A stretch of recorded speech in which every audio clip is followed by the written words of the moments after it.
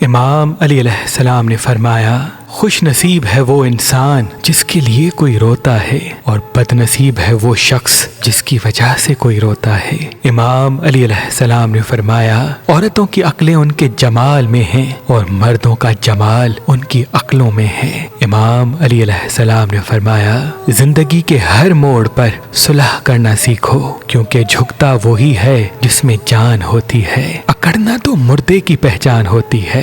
امام علی علیہ السلام نے فرمایا، تمہارا بدترین دوست وہ ہے جو تمہیں غلط بات پر راضی کرے۔ امام علی علیہ السلام نے فرمایا، جب طاقت زیادہ ہو جاتی ہے تو خواہش کم ہو جاتی ہے۔ امام علی علیہ السلام نے فرمایا، جاہل نہ تو اپنی کمزوری کو سمجھتا ہے اور نہ تو نصیحت کرنے والوں کی باتوں کو قبول کرتا ہے، تبھی جاہل کے سوال کا بہترین جواب خاموشی ہے۔ امام علی علیہ السلام نے فرمایا، رشتے کبھی قدرتی موت نہیں مرتے، اس کو ہمیشہ انسان ہی قتل کرتا ہے، کبھی نفرت سے، کبھی نظر اندازی سے، اور کبھی غلط فہمی سے۔